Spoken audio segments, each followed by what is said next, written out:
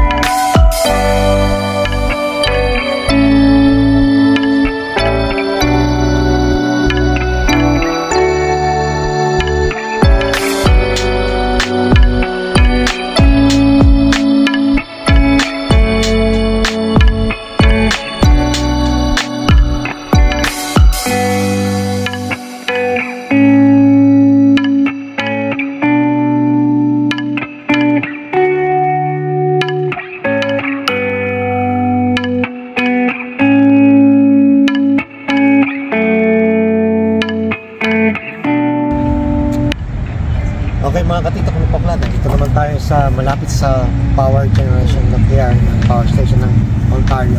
So tara, samahan nyo ako, tingnan dito. Maganda mga lighting settings ng mga side mo.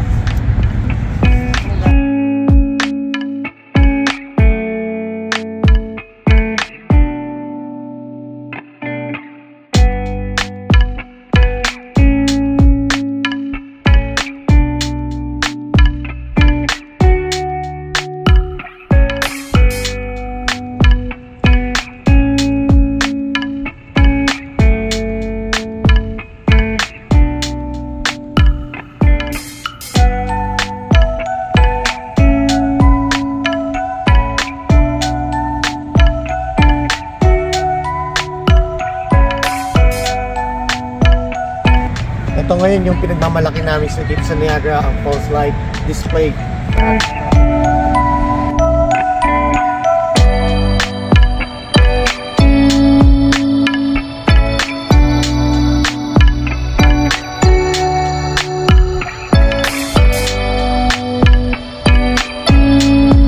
So ayan, nagbabago-bago yung ilaw nila. Gawa ng mga lighting effects dito. Maganda.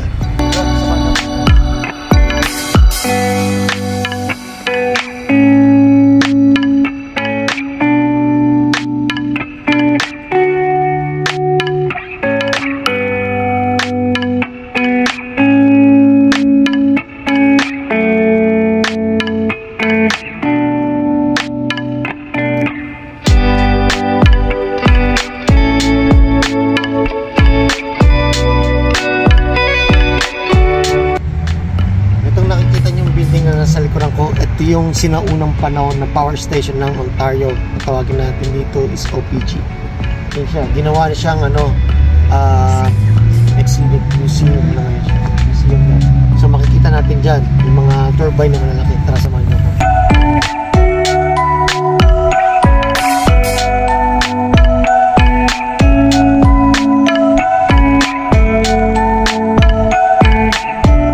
Hindi na tayo makakapasok sa loob kasi no oras na. Diyan lang tayo sa labas.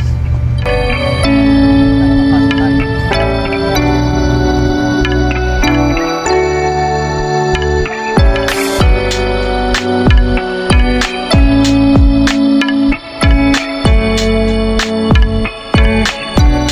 Sabing museum ng OPG na power plant station na ginagamit natin noong unang panahon. Dito nanggagaling ang mga source ng power like dito, electricity and distribution. So yan yung makikita nyo mga turbine na ginamit nila noong unang panahon. So ngayon sarado sila, pero hopefully eventually sa mga following day open sila. So pag may pagkakataon, i-share ko sa inyo yung loob ko na meron dyan, meron tanong dyan.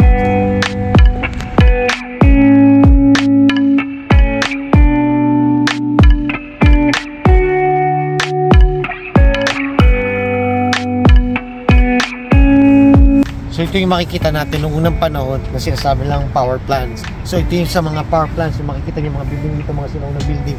At yan yung museum na ginawa nila. Ito yung itsura nila noong unang panahon, power plant station. Yan, OPG kung tawagin nila yan. So kung ano yung makikita natin sa loob, ito naman yung makikita natin sa loob.